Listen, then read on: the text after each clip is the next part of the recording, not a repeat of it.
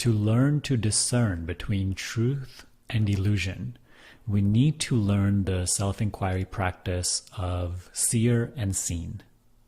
Today's talk will help you with exactly that.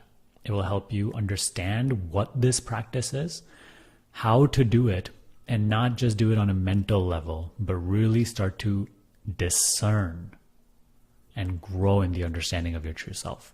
Through this practice of Seer and Seen, identification with the personal self automatically begins to dissolve, and you start to recognize your true position, your true nature. Enjoy. Understand that this process or this practice of self-inquiry, although it feels like it is intellectual, but it is not. Because when we say like discern between the seer and the seen, it's not that like you are just repeating to yourself, oh, this is the seer or this is the seen. Because even the mind that is saying these things is seen.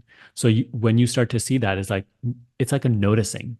It's like a noticing of whatever is seen, and you discard that as not self. You no longer believe in it as self, as the seer. Anything you come to know, and you see that I am that which knows, I am the seer or the knower. It's not like you are conceptualizing that or imagining that. You are left as the known.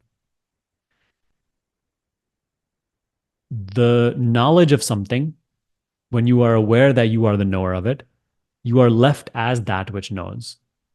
And in that moment, your beingness, your knowingness is not being associated with the known. But notice when, like, let's say a thought or a sensation we identify with, it becomes the knowing or the knower. It appears to have, it becomes the subject. For example, like a thought which says, I don't understand this. For a moment, it becomes the subject. But when you start to notice that, hey, that is a description or a projection, also seen, you are left as the knower. And that which you see, that which you have come to see as the known, ceases to be identified with or believed in as self. So in a way, this is also like the neti-neti process, right? Not this, not that. I'm not this, I'm not that. Anything that comes under your seeing, you are not. And what are you left as then? It's like we keep seeing that all objects, any experience, anything that could, even the things that I so intimately believe to be what I am, and what so intimately feels like what I am, they all start to fall under my seeing. And we start to see that they are changing constantly. They cannot be I.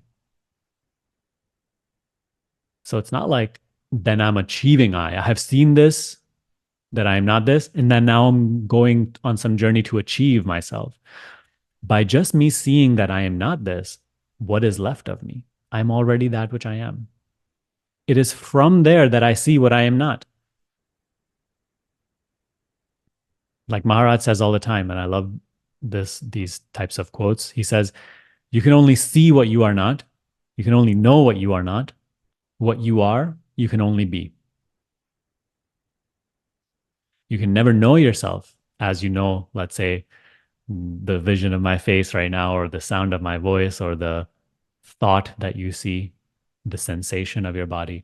You can never know yourself as something like that, because all that you can know and see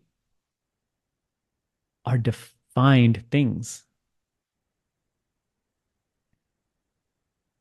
are appearances. So you can only know illusion. You can only be that which is real. The real can never appear as a something.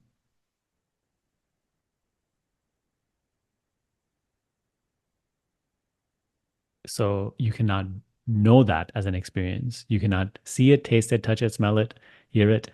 You cannot think of it. You cannot sense it. You can only be it. I know we say sense the present, sense the I am, but even that word fails there. You can only be yourself. That is what means to be present. Be yourself. When we say be aware of being aware, that's what it means. Be yourself.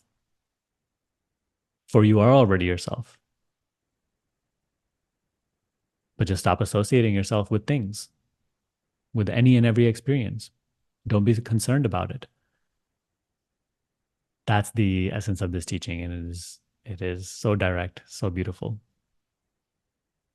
Once again, even the mind which is confused perhaps at hearing this, you have the powerful opportunity here and now to, are you going to, is that the seer? Is that what you are? Are you going to keep giving it belief and identification? Here lies the opportunity to see that even that is an experience you know. You are already yourself. There's nothing for you to get or not get. Confusion is not you. The confused mind is not you. So discard even that as not you.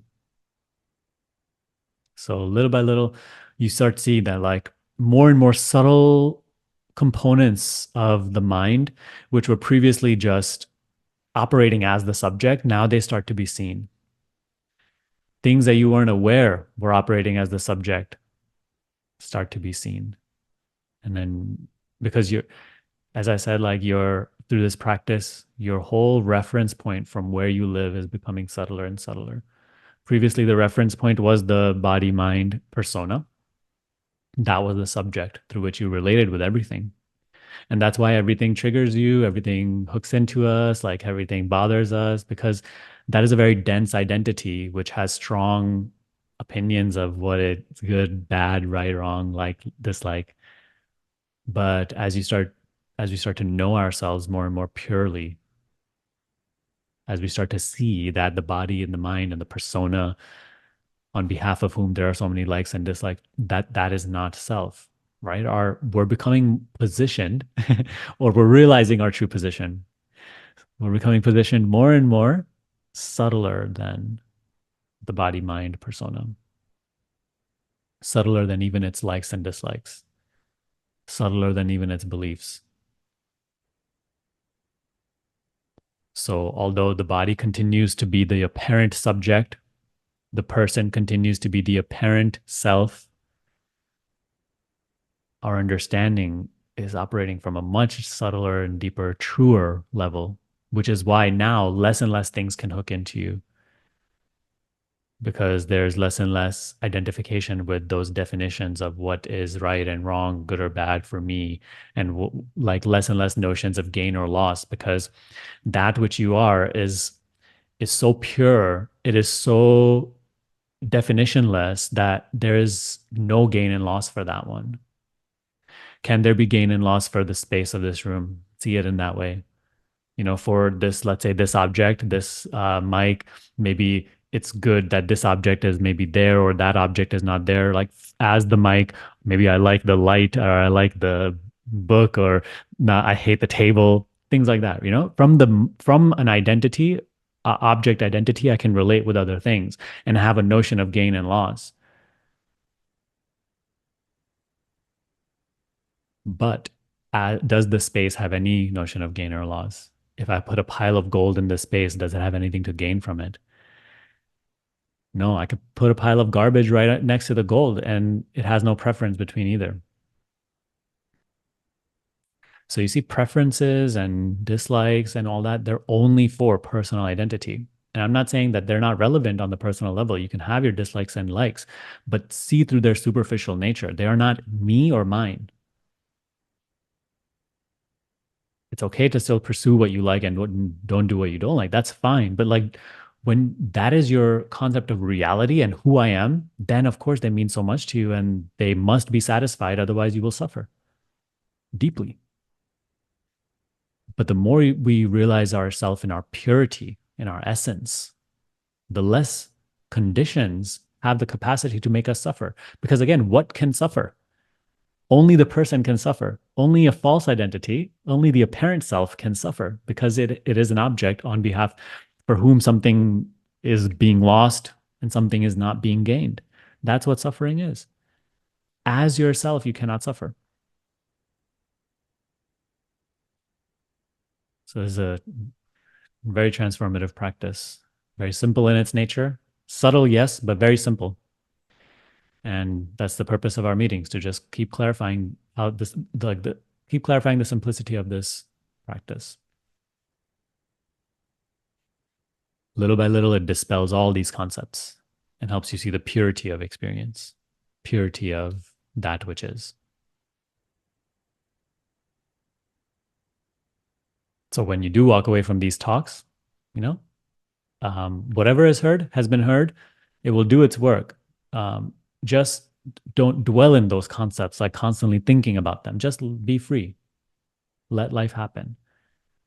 Just like how this talk came to you uninvited and maybe resonated or, connected, just like that, spontaneously, the understanding will keep pulling you in.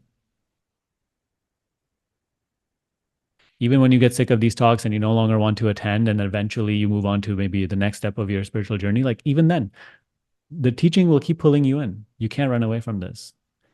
So it's just don't struggle, just flow. And life will keep clarifying this for you. All it requires is, from your part, is just devotion and actually caring to dispel the illusion, not just being in the illusion and trying to change stuff. That is immaturity.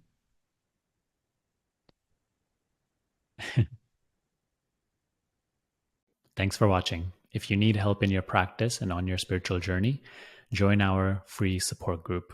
I'll link it down below. That's all for today. I'll see you next time.